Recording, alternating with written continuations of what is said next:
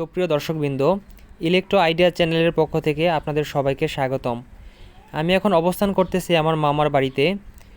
বেশ কিছুদিন যাবৎ আমার মামা বলতেছে দুইটা ফার্মে তার যে সোলার লাইটগুলো রয়েছে, অর্থাৎ 12 ভোল্টের যে ডিসি লাইটগুলো রয়েছে সেই লাইটগুলো একদমই জ্বলতেছে না, জ্বললেও খুব অল্প পরিমাণে জ্বলতেছে। তো আমি আজকে এটি দেখার জন্য আমি মামার বাড়িতে চলে এসেছি। তো আপনাদের মাঝে আমি শেয়ার করব কী জন্য এখানে লাইটগুলো জ্বলতেছে না। এখানে মোট 6টি লাইট রয়েছে, দুই ফার্মে 3টি করে মোট 6টি 12 ভোল্টের ডিসি লাইট রয়েছে, যেগুলো বিদ্যুৎ চলে গেলে মূলত জ্বালানো হয়। তো কী কারণে এই লাইটগুলো এখন জ্বলতেছে না আমি আপনাদের মাঝে বিস্তারিত আজকে তুলে ধরার চেষ্টা করব। আর আপনাদের মাঝে কিছু তথ্য এখানে থাকবে, তো আপনারা অবশ্যই ভিডিওটি সম্পূর্ণ দেখার চেষ্টা করবেন। আমি এখানে সমস্ত কানেকশনগুলো চেক করেছি, কোনো কানেকশনের সমস্যা পাইনি। এখন দেখার বিষয় হচ্ছে ব্যাটারিতে সমস্যা আছে কি না, আর কী জন্য ব্যাটারিতে সমস্যা হলো সেটি আপনাদের মাঝে তুলে ধরার চেষ্টা করব। তো দেখতে পাচ্ছেন এটি একটি গাড়ির ব্যাটারি, 1 বছর আগে কেনা হয়েছিল। আমি আমার মামার বাসায় যে সোলার সেট আপ করেছিলাম, আপনাদের মনে আছে কিনা, রহিমাফুজ ব্যাটারি 30 এম্পিয়ারের সাথে, ঠিক তার আগেই এই ব্যাটারিটি কেনা হয়েছিল। এটি মূলত একটি গাড়ির ব্যাটারি, রহিমাফুজ কোম্পানির। তো আমি ভোল্টেজটা চেক দিলাম, দেখতে পাচ্ছেন মাত্র 10.12 ভোল্ট রয়েছে। কেন তো কম রয়েছে সেটা আমাদেরকে এখন আইডেন্টিফাই করতে হবে। সমস্ত সেলের করগুলো খুলে ফেললাম, প্রথম, দ্বিতীয় এবং তৃতীয় সবগুলো সেলই মোটামুটি লেভেলে পানি রয়েছে। 4 নম্বর সেলে একটু কম রয়েছে, তবে চলবে আর কি। এই সেলেও পানি রয়েছে, হ্যাঁ সবগুলো সেলে পানি দেখতে পাচ্ছি।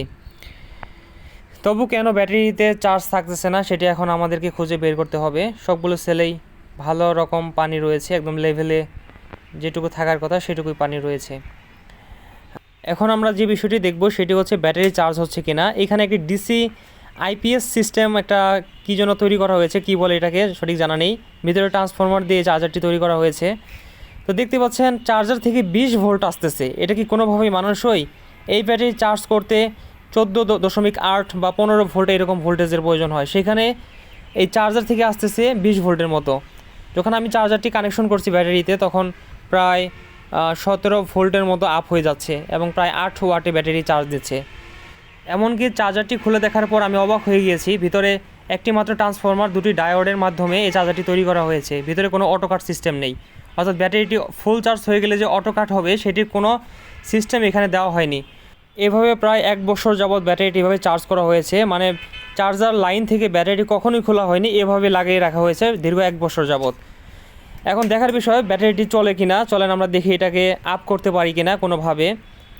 তো আমি প্রথমে ব্যাটারিটি আমার যে সৌর বিদ্যুতে যে লাইনটা রয়েছে এখানে একটি ডিসি সোলার সিস্টেম করেছিলাম, ঠিক সেখানে চার্জ করব।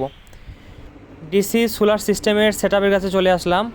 এটার বিস্তারিত ভিডিও আমি আপনাদেরকে তুলে ধরেছি, ডেসক্রিপশন বক্সে লিঙ্ক দেওয়া থাকবে, আপনারা চাইলে দেখে নিতে পারেন। তো এখন এইখান থেকে আমি মূলত ব্যাটারিটা চার্জ করব সরাসরি সোলার প্যানেল থেকে। দেখি কি কন্ডিশন দাঁড়ায়। আমি সমস্ত কানেকশনগুলো করে দিচ্ছি। বন্ধুরা কানেকশন করে দিলাম, দেখতে পাচ্ছেন ব্যাটারিটি এই মুহূর্তে প্রায় 54 ওয়াটে চার্জ নিচ্ছে। প্রায় আমি একটু দেখানোর চেষ্টা করি আপনাদেরকে, প্রায় 3.61 এম্পিয়ার হারে ব্যাটারিটি চার্জ নিচ্ছে এবং ব্যাটারি ভোল্টেজ উঠে গিয়েছে 14.97 ভোল্ট। এভাবে ব্যাটারিটি চার্জ হতে দিব। আর এইখানে যে কেবলের মাধ্যমে চার্জ করতেছে এটা মোটামুটি গরম হচ্ছে, এটা প্রায় 54 ওয়াট পরিমাণ ক্যাপাসিটি নিতে পারতেছে না, এজন্য একটু গরম হচ্ছে। যাই হোক, আমরা এভাবেই চার্জ করব, দেখা যাক কী হয়। চলে আসলাম প্রায় ঘন্টাখানিক পরে। এই মুহূর্তে আমি একটা বিষয় খেয়াল করতেছি, আমাদের এই যে সেলটা রয়েছে এই পাশের ব্যাটারির সেলটা, এই যে সর্বশেষের আগের যে সেলটা, এই সেলটা প্রচণ্ড পরিমাণ গরম হচ্ছে। অন্য সেলগুলো ঠান্ডা রয়েছে, শুধুমাত্র এই সেলটা প্রচণ্ড গরম হচ্ছে। তো হয়তো বা ভিতরে কোনো একটা সমস্যা রয়েছে, প্লেটগুলো হয়তো শর্ট সার্কিট হয়ে রয়েছে বা প্লেটগুলো নষ্ট হয়ে গেছে, এমন একটি আমি ধারণা করতেছি আর কি। তো আমরা ব্যাটারিটি আরও কিছু সময় চার্জ হতে দেবো, দেখা যাক কী হয়। আচ্ছা, আমি এই কর্কটা খুলে আপনাদেরকে দেখাচ্ছি ভিতরে কন্ডিশনটা কী। মূলত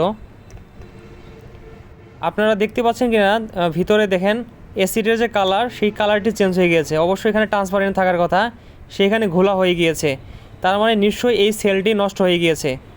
তা আপনারা হয়তো দেখতে পেরেছেন, আমি ক্যামেরাতে আনার চেষ্টা করতেছি। এবার আমি বাকি সেলগুলো আপনাদেরকে দেখিয়ে দিচ্ছি, তাহলে বিষয়টা আরেকটু ক্লিয়ার হবেন। দেখতে পাচ্ছেন 2 নম্বর সেলের যে পানির একদম স্বচ্ছতা রয়েছে। 1 নম্বর সেলটা খুলে দেখি এবার। এই সেলটিও ভালো রকম অবস্থাতে রয়েছে। পানি স্বচ্ছতায় রয়েছে। সেলটি খুলে দেখাচ্ছি, তাহলে বুঝতে পারবেন। দেখতে পাচ্ছেন অন্য সেলগুলোর তুলনায় এই সেলটি কেমন অস্বচ্ছ রয়েছে।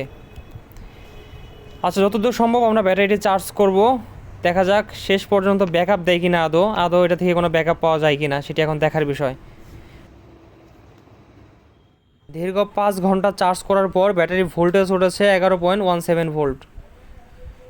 যখন চার্জ থেকে ব্যাটারিটি খুলেছিলাম তখন ভোল্টেজ ছিল 12.7-এর মতো। 5 মিনিট যেতে না যেতে ভোল্টেজ এসে ড্রপ করেছে 11.17। তার মানে এই সেলটি যদি ভালো থাকতো তবে ব্যাটারির ভোল্টেজ 12-এর উপরে চলে যেত। আচ্ছা, এই মুহূর্তে আমি লোড লাগিয়ে দিলাম, লাইটগুলো আমি অন করে দিচ্ছি। দেখা যাক কোনো ব্যাকআপ পাওয়া যায় কি না। স্বাভাবিকভাবেই এই 10 ভোল্টের লাইটগুলো জ্বলবে না, এখানে মোট 6টা লাইট, কোনোভাবেই চলবে না। দেখতে পাচ্ছেন আমি লাইটগুলো অন করে দিয়েছি, এখানে 6টা লাইট মাত্র 7 ওয়াট নিতেছে। ব্যাটারির ভোল্টেজ ড্রপ করে নিয়েছে 10.75 ভোল্টে, মানে এই ব্যাটারিটি এখন আর ব্যবহার উপযোগী নেই। তো ব্যাটারিটি এখন কেজি ধরে বিক্রি করে দিতে হবে, নতুন করে এখানে আবার ব্যাটারি সেট আপ করতে হবে। তো আপনাদের কাছে একটি পরামর্শ থাকবে, আপনারা অবশ্যই ভালো মানের অটো কাট চার্জারগুলো ব্যবহার করবেন। যে চার্জারগুলোতে অটো কাট সিস্টেম রয়েছে সেই চার্জারগুলো ব্যবহার করবেন, তাহলে ব্যাটারি অনেক বেশি দীর্ঘস্থায়ী হবে। তো ভিডিওটা আমি বেশি লম্বা করব না। যদি আমার ভিডিওটি ভালো লেগে থাকে তবে চ্যানেলটিকে অবশ্যই সাবস্ক্রাইব করে পাশে থাকবেন। সবাইকে ধন্যবাদ।